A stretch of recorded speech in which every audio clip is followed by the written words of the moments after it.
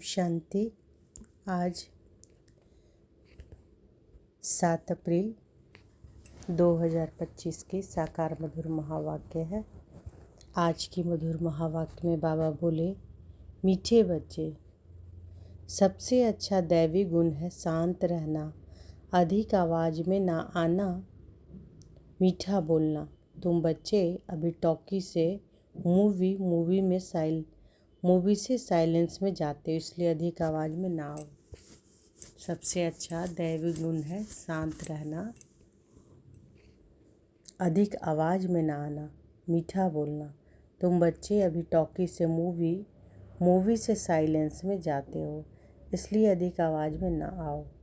प्रश्न है, किस मुख्य धारणा के आधार से सर्व दैवी गुण स्वतः आते जाएंगे? किस मुख्य धारणा के आधार से सर्व दैवी गुण स्वतः आते जाएंगे? ध्यान से सुने। उत्तर है, मुख्य है पवित्रता की धारणा। देवताएं पवित्र हैं, इसलिए उनमें दैवी गुण है। इस दुनिया में कोई में भी दैवी गुण नहीं हो सकते। रावण राज्य में दैवी गुण कहाँ से आए? तुम रॉयल बच्चे अभी दैवी गुण धारण कर रहे हो। तो किस धारणा के आधार पर सर्व दैवी गुण स्वतः आएंगे? पवित्रता के आधार की धारणा से। देवताएं पवित्र हैं, इसलिए उनमें दैवी गुण है। इस दुनिया में कोई भी दैवी गुण नहीं हो सकते, कोई में भी। रावण राज में दैवी गुण कहाँ से आए? तुम रॉयल बच्चे अभी दैवी गुण धारण कर रहे हो। गीत है भोलेनाथ से निराला। ओम शांति। अभी बच्चे समझते हैं कि बिगड़ी को बनाने वाला एक ही है। भक्ति मार्ग में अनेकों के पास जाते हैं, कितनी तीर्थ यात्राएं आदि करते हैं। बिगड़ी को बनाने वाला, पतितों को पावन बनाने वाला तो एक ही है। सद्गति दाता, गाइड, लिबरेटर भी वह एक है। अब गायन है, परंतु अनेक मनुष्य, अनेक धर्म, मत, पंथ, शास्त्र होने के कारण अनेक रास्ते ढूंढते रहते हैं।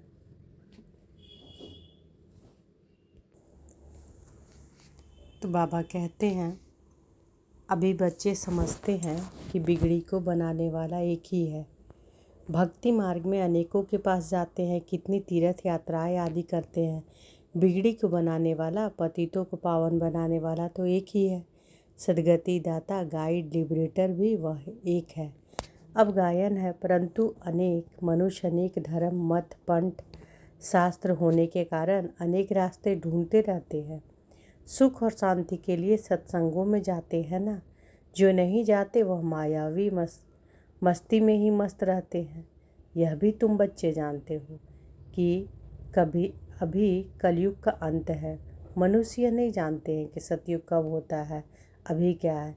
यह तो कोई बच्चा भी समझ सकता है। नई दुनिया में सुख, पुरानी दुनिया में दुख। पुरानी दुनिया में जरूर दुख होता है। इस पुरानी दुनिया में अनेक मनुष्य हैं, अनेक धर्म हैं। तुम कोई को भी समझा सकते हो। यह है कलयुग, सतयुग पास्ट हो गया है।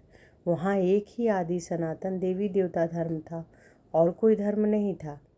बाबा ने बहुत बार समझाया है, फिर भी समझाते हैं। जो आए उनको नई दुनिया और पुरानी दुनिया का फ़र्क दिखाना चाहिए। तो बाबा ने बहुत बार समझाया है, फिर भी समझाते हैं कि जो आए हैं उनको नई दुनिया और पुरानी दुनिया का फ़र्क दिखाना चाहिए। भल वह भी कहे कि कोई 10,000 वर्ष आयु कहते हैं, कोई 30,000 वर्ष आयु कहते हैं, अनेक बातें हैं ना। अब इन्हों के पास तो है शास्त्रों की मत, अनेक शास्त्र, अनेक मत, मनुष्य की मत है ना। शास्त्र भी लिखते तो मनुष्य है ना, देवताएं कोई शास्त्र नहीं लिखते। सतयुग में देवी देवता धर्म होता है, उन्हों को मनुष्य भी नहीं कहा जा सकता। तो जब कोई मित्र संबंधी आदि मिलते हैं तो उनको बैठ यह सुनाना चाहिए, विचार की बात है। नई दुनिया में कितने थोड़े मनुष्य होते हैं, पुरानी दुनिया में कितनी वृद्धि होती है। सतयुग में सिर्फ एक देवता धर्म था, मनुष्य भी थोड़े थे। दैवी गुण आते ही हैं देवताओं में, मनुष्यों में नहीं होते हैं। तब तो मनुष्य जाकर देवताओं के आगे नमस्ते करते हैं ना, देवताओं की महिमा गाते हैं, जानते हैं कि वह स्वर्गवासी है, हम नरकवासी, कलयुगवासी हैं। मनुष्य में दैवी गुण हो न सके। कोई कहे कि फलाने में बहुत अच्छे दैवी गुण हैं, बोलो नहीं, दैवी गुण होते ही हैं देवताओं में, क्योंकि वह पवित्र है। यहाँ पवित्र न होने के कारण कोई में दैवी गुण हो न सके, क्योंकि आसुरी रावण राज्य है ना। नए झाड़ में दैवी गुण वाले देवताएं रहते हैं, फिर झाड़ पुराना होता है। रावण राज्य में दैवी गुण वाले हो न सके। सतयुग में आदि सनातन देवी देवता का प्रवृत्ति मार्ग था। प्रवृत्ति मार्ग वालों की ही महिमा गाई हुई है। सतयुग में हम पवित्र देवी देवता थे, संन्यास मार्ग था नहीं। कितनी पॉइंट्स मिलती है, परंतु सभी पॉइंट्स किसी के बुद्धि में रह न सके। पॉइंट्स भूल जाती इसलिए फेल होते हैं। दैवी गुण धारण नहीं करते हैं। एक ही दैवी गुण अच्छा है, जास्ती कोई से न बोलना, मीठा बोलना। दैवी गुण एक ही दैवी गुण अच्छा क्या है कि जास्ती कोई से न बोलना, मीठा बोलना, बहुत थोड़ा बोलना चाहिए। क्योंकि तुम बच्चों को टॉकी से मूवी से साइलेंस में जाना है तो टॉकी को बहुत कम करना चाहिए। जो बहुत थोड़ा धीरे से बोलते हैं तो समझते हैं कि यह रॉयल घर का है, मुख से सदैव रत्न निकले। सन्यासी अथवा कोई भी हो तो उनको नई और पुरानी दुनिया का कंट्रास्ट बताना चाहिए। सतयुग में दैवी गुण वाले देवताएं थे, वह प्रवृत्ति मार्ग था। तुम सन्यासियों का धर्म ही अलग है, फिर भी यह तो समझते हो ना, नई सृष्टि सतो प्रधान होती है, अभी तमो प्रधान है। आत्मा तमो प्रधान होती है तो शरीर भी तमो प्रधान मिलता है। अभी है ही पतित दुनिया, सबको पतित कहेंगे। वह है पावन सतो प्रधान दुनिया, वही नई दुनिया सो अब पुरानी होती है। इस समय सभी मनुष्य आत्माएं नास्तिक हैं, इसलिए ही हंगामे हैं। धनी को न जानने के कारण आपस में लड़ते झगड़ते रहते हैं। रचयिता रचना को जानने वाले को आस्तिक कहा जाता है। रचयिता और रचना को जानने वाले को आस्तिक कहा जाता है। संन्यास धर्म वाले तो नई दुनिया को जानते ही नहीं, तो वहाँ आते ही नहीं। बाप ने समझाया है, अभी सब आत्माएं तमोप्रधान बनी हैं, फिर सभी आत्माओं को सतोप्रधान कौन बनाए? वह तो बाप ही बना सकते हैं। सतोप्रधान दुनिया में थोड़े मनुष्य होते हैं, बाकी सब मुक्ति धाम में रहते हैं। ब्रह्म तत्व है जहाँ हम आत्माएं निवास करती हैं, उनको कहा जाता है ब्रह्मांड। आत्मा तो अविनाशी है। यह अविनाशी नाटक है जिससे में सभी आत्माओं का पाठ है। नाटक कब शुरू हुआ यह कभी कोई बता ना सके। यह अनादि ड्रामा है ना।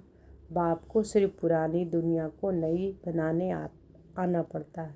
ऐसे नहीं कि बाप नई सृष्टि रचते हैं, जब पतित होते हैं तभी पुकारते हैं। सतयुग में कोई पुकारते नहीं है ही पावन दुनिया। रावण पतित बनाते हैं, आधा आधा जरूर कहेंगे। ब्रह्मा का दिन और ब्रह्मा की रात आधा आधा है। ज्ञान से दिन होता है, वहाँ ज्ञान है नहीं। भक्ति मार्ग को अंधियारा मार्ग कहा जाता है। देवताएं पुनर्जन्म लेते लेते फिर अंधियारे में आते हैं, इसलिए इस सीढ़ी में दिखाया है मनुष्य कैसे सतो रजो तमो में आते हैं। अभी सबकी जड़जड़ी भूत अवस्था है। बाप आते हैं ट्रांसफ़र करने, अर्थात मनुष्य को देवता बनाने। जब देवता थे तो आसुरी गुण वाले मनुष्य नहीं थे। अभी इन आसुरी गुणों वालों को फिर दैवी गुण वाला कौन बनाए? अभी इन आसुरी गुणों वालों को फिर दैवी गुण वाला कौन बनाए? अभी तो अनेक धर्म अनेक मनुष्य हैं, लड़ते झगड़ते रहते हैं। सतयुग में एक धर्म है तो दुख की कोई बात नहीं। शास्त्रों में तो बहुत दंत कथाएं हैं जो जन्म जन्मांतर पढ़ते आए हैं। बाप कहते हैं यह सब भक्ति मार्ग के शास्त्र हैं, उनसे मुझे प्राप्त नहीं कर सकते। तो बाबा क्या कह रहे हैं कि बाप कहते हैं कि यह सब भक्ति मार्ग के शास्त्र हैं, उनसे मुझे प्राप्त नहीं कर सकते। मुझे तो स्वयं एक ही बार आकर सबकी सदगति करना है, ऐसे वापस कोई जा ना सके। बहुत धैर्य से बैठ समझाना चाहिए, हंगामा भी ना हो। उन लोगों को अपना अहंकार तो रहता है ना। साधु संतों के साथ फॉलोअर्स भी रहते हैं, झट कह देंगे इनको भी ब्रह्मा कुमारियों का जादू लगा है। सयाने मनुष्य जो होंगे वह कहेंगे यह विचार करने योग्य बातें हैं, मेले प्रदर्शनी में अनेक प्रकार के आते हैं ना। प्रदर्शनी आदि में कोई भी आए तो उसे बड़े धैर्य से समझाना चाहिए, जैसे बाबा धीरे से समझा रहे हैं। बहुत ज़ोर से बोलना नहीं चाहिए। प्रदर्शनी में तो बहुत इकट्ठे हो जाते हैं ना, फिर कह देना चाहिए आप कुछ टाइम देकर एकांत में आकर समझेंगे तो आपको रचयिता और रचना का राज समझाएंगे। रचना के आदि मध्य अंत का ज्ञान रचयिता बाप ही समझाते हैं, बाकी तो सब नेति नेति ही करके जाते हैं। कोई भी मनुष्य जा न सके। ज्ञान से सद्गति हो जाती है, फिर ज्ञान की दरकार नहीं होती। यह नॉलेज सिवाय बाप के कोई समझा न सके।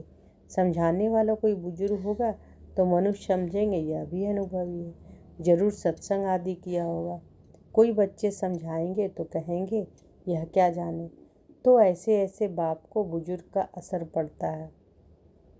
बाप एक ही बार आकर यह नॉलेज समझाते हैं, तमो प्रधान से सतो प्रधान बनाते हैं। माताएं बैठ उनको समझाएंगी तो खुश होंगे। बोलो ज्ञान सागर बाप ने ज्ञान का कलश हम माताओं को दिया है, जो हम फिर औरों को देते हैं। बहुत नम्रता से बोलते रहना। शिव ही ज्ञान का सागर है, जो हमको ज्ञान सुनाते हैं। कहते हैं मैं तुम माताओं द्वारा मुक्ति जीवन मुक्ति के गेट्स खोलता हूँ, और कोई खोल ना सके।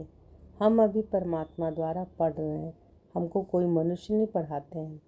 ज्ञान का सागर एक ही परमपिता परमात्मा है।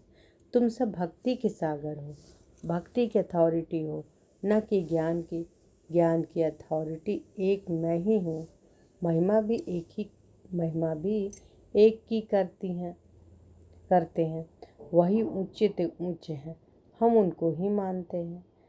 वह हमको ब्रह्मा तन से पढ़ाते हैं, इसलिए ब्रह्मा कुमार कुमारियाँ गाए हुए हैं। ऐसे बहुत मीठे रूप में बैठ समझाओ। भल कितना भी पढ़ा हुआ हो, ढेर प्रश्न करते हैं। पहले पहले तो बाप पर ही निश्चय कराना है। पहले तुम यह समझो कि रचता बाप है व नहीं। सभी का रचयिता एक ही शिव बाबा है। वही ज्ञान का सागर बाप टीचर सतगुरु है। पहले तो यह निश्चय बुद्धि हो कि रचता बाप ही रचना के आदि मध्य अंत का ज्ञान देते हैं। वही हमको समझाते हैं। वह तो जरूर राइट ही समझाएंगे, फिर कोई प्रश्न उठ ना सके। बाप आते ही हैं संगम पर, सिर्फ कहते हैं मुझे याद करो तो पाप भस्म हो जाएंगे। हमारा काम ही है पतित को पावन बनाने का। अभी तमो प्रधान दुनिया है। पतित पावन बाप बिगैर कोई को जीवन मुक्ति मिल ना सके। पतित पावन बाप बिगैर कोई को जीवन मुक्ति मिल ना सके। सभी गंगा स्नान करने जाते हैं तो पतित ठहरे ना। मैं तो कहता नहीं हूँ कि गंगा स्नान करो, मैं तो कहता हूँ माँ में कम याद करो। मैं तुम सभी आशिकों का माशूक हूँ।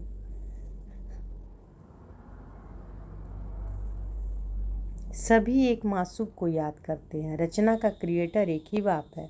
वह कहते हैं देही अभिमानी बन मुझे याद करो तो इस योग अग्नि से विकर्म विनाश होंगे। यह योग बाप अभी सिखाते हैं। यह योग बाप अभी भी सिखलाते हैं, जबकि पुरानी दुनिया बदल रही है। विनाश सामने खड़ा है। अभी हम देवता बन रहे हैं। बाप कितना सहज बताते हैं।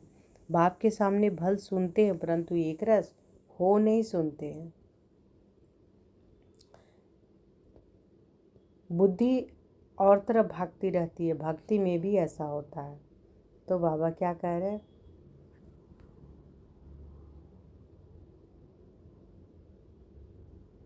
कि सभी एक मासूक को याद करते हैं। रचना का क्रिएटर एक ही बाप है।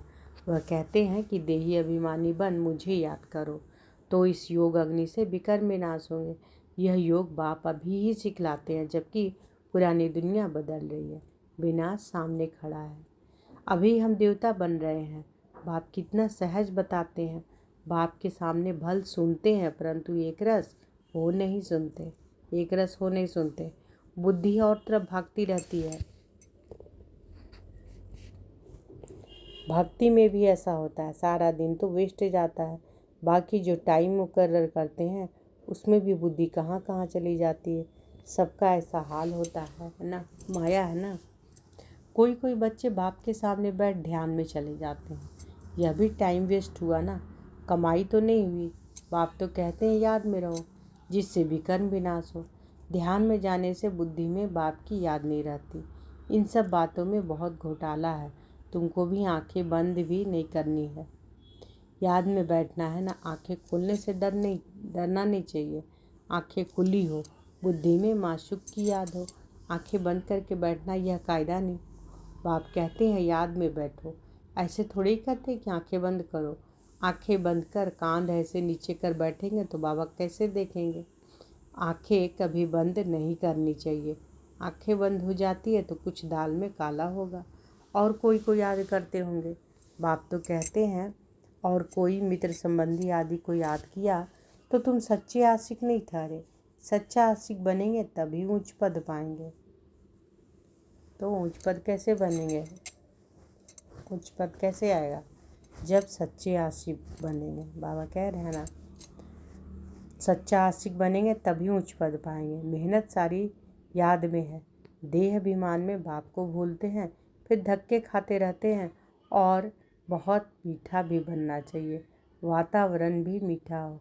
कोई आवाज़ नहीं, कोई भी आए तो देखे कि बात कितनी मीठी करते हैं। बहुत साइलेंस होनी चाहिए, कुछ भी लड़ना झगड़ना नहीं तो जैसे बाप टीचर गुरु तीनों की निंदा कराते हैं, वह फिर पद भी बहुत कम पाएंगे।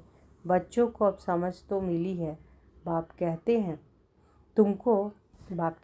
कि हम तुमको पढ़ाते हैं उच्च पद पाने, पढ़कर फिर औरों को पढ़ाना है। खुद भी समझ सकते हैं, हम तो कोई को सुनाते नहीं हैं तो क्या पद पाएंगे। प्रजा नहीं बनाएंगे तो क्या बनेंगे। योग नहीं, ज्ञान नहीं तो फिर जरूर पढ़े हुए के आगे भरी ढोनी पड़ेगी। अपने को देखना चाहिए, किस समय नापास हुए, कम पद पाया तो कल्पांतर कम पद हो जाएगा। बाप का काम है समझाना, नहीं समझेंगे तो अपना पद भ्रष्ट करेंगे। कैसे किसी को समझाना चाहिए वह भी बाबा समझाते रहते हैं। जितना थोड़ा और आहिस्ते बोलेंगे उतना अच्छा है। बाबा सर्विस करने वालों की महिमा भी करते हैं ना। बहुत अच्छी सर्विस करते हैं तो बाबा की दिल पर चढ़ते हैं। सर्विस से ही तो दिल पर चढ़ेंगे ना। याद की यात्रा भी जरूर चाहिए, तभी सतो प्रधान बनेंगे। सजा जास्ती खाएंगे तो पद कम हो जाएंगे। पाप भस्म नहीं होते हैं तो सजा बहुत खानी पड़ती है, पद भी कम हो जाता है। इसको घाटा कहा जाता है। यह भी व्यापार है ना। घाटे में नहीं जाना चाहिए। दैवी गुण धारण करो, उच्च पद उच्च बनना चाहिए। बाबा उन्नति के लिए किस्म किस्म की बातें सुनाते हैं। अब जो करेंगे सो पाएंगे। तुमको परिस्तानी बनना है, गुण भी ऐसे धारण करना है। अच्छा, तो बाबा क्या कह रहे हैं कि तुमको क्या बनना है? परिस्तानी बनना। तो गुण भी ऐसे से धारण करना है। अब बाबा का याद प्यार लेंगे। मीठे मीठे सिकिले दे बच्चों प्रति माता पिता बाप दादा का याद प्यार और गुड मॉर्निंग। रूहानी बाप की रूहानी बच्चों को नमस्ते। हम रूहानी बच्चों की रूहानी माता पिता बाप दादा को याद प्यार, गुड मॉर्निंग और नमस्ते नमस्ते नमस्ते। शुक्रिया बाबा, शुक्रिया। धारणा के लिए मुख्य सार। पहला, किसी से भी बहुत नम्रता और धीरे से बातचीत करनी है। किसी से भी बहुत नम्रता और धीरे से बातचीत करनी है। बोलचाल बहुत मीठा हो, साइलेंस का वातावरण हो, कोई भी आवाज़ ना हो, तब सर्विस की सफलता होगी। दूसरा, सच्चा आशिक बन एक माशूक को याद करना है। याद में कभी आंखें बंद कर कांध नीचे करके नहीं बैठना है। देही अभिमानी होकर रहना है। सच्चा आशिक बन एक माशूक को याद करना है। याद में कभी आंखें बंद कर कांध नीचे करके नहीं बैठना है। देही अभिमानी होकर रहना है। बाबा ने वरदान दिया है तो अनुभव करें कि बाबा का वरद हस्त हमारे सिर पर है। बाबा ने वरदान दिया, सर्व खजानों को स्व के प्रति औरों के प्रति यूज करने वाले अखंड महादानी भव।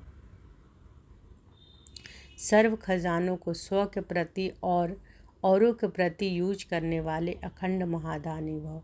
जैसे बाप का भंडारा सदा चलता रहता है, रोज़ देते हैं, ऐसे आपको भी अखंड लंगर चलता रहे, क्योंकि आपके पास ज्ञान का, शक्तियों का, खुशियों का भरपूर भंडारा है। इसे साथ में रखने व यूज करने से कोई भी खतरा नहीं। यह भंडारा खुला होगा तो चोर नहीं आएंगे। तो बाबा क्या बोल रहे हैं कि हम सब के पास क्या है। बाबा कहते कि रोज़ जैसे बाप का भंडारा सदा चलता रहता है, रोज़ देते हैं, ऐसे आपका भी अखंड लंगर चलता रहे, क्योंकि आपके पास क्या है, ज्ञान का, शक्तियों का, खुशियों का भरपूर भंडारा है। इसे साथ में रखने व यूज करने से कोई भी खतरा नहीं। यह भंडारा खुला होगा तो चोर नहीं आएगा, बंद रहेंगे तो चोर आएगा। इसलिए रोज़ अपने मिले हुए खजानों को देखो और स्व के प्रति और औरों के प्रति यूज करो, तो अखंड महादानी बन जाएंगे। स्लोगन है, सुने हुए को मनन करो, मनन करने से ही शक्तिशाली बनेंगे। सुने हुए को मनन करो, मनन करने से ही शक्तिशाली बनेंगे। अव्यक्त इशारे हैं, कंबाइंड रूप की स्मृति से सदा विजय बने। सेवा और स्थिति, बाप और आप, यह कंबाइंड स्थिति। सेवा और स्थिति, बाप और आप, यह कंबाइंड स्थिति। कंबाइंड सेवा करो तो सदा फरिश्ते स्वरूप का अनुभव करेंगे। सदा बाप के साथ भी हो और साथी भी हैं। सदा बाप के साथ भी हैं और साथी भी हैं। यह डबल अनुभव है। स्व की लगन में सदा साथ का अनुभव करो और सेवा में सदा साथी का अनुभव करो। तो सेवा और स्थिति, बाप और आप, यह कंबाइंड स्थिति। सेवा और स्थिति, बाप और आप, यह कंबाइंड स्थिति। कंबाइंड सेवा करो तो सदा फरिश्ते स्वरूप का अनुभव करेंगे। सदा बाप के साथ भी हैं और साथी भी हैं। यह डबल अनुभव हो। स्व की लगन में सदा साथ का अनुभव करो और सेवा में सदा साथी का अनुभव करो। तो आज के मधुर महावाक्य में बाबा क्या बोले कि सबसे अच्छा दैवी गुण है क्या, शांत रहना, अधिक आवाज़ में ना आना, मीठा बोलना। बाबा कहते हैं कि तुम बच्चे अभी टॉकी से मूवी से साइलेंस में जाते हो। टॉकी कहाँ कहते हैं, ये साकार वतन को, मूवी सूक्ष्म वतन को, और साइलेंस शांति धाम, परम धाम को। तो बाबा कहते हैं कि अभी टॉकी से मूवी से साइलेंस में जाते हो, इसलिए अधिक आवाज़ में न आओ। और किस मुख्य धारणा के आधार पर सर्वदैवी गुण स्वतः आते जाएंगे, तो पवित्रता की धारणा।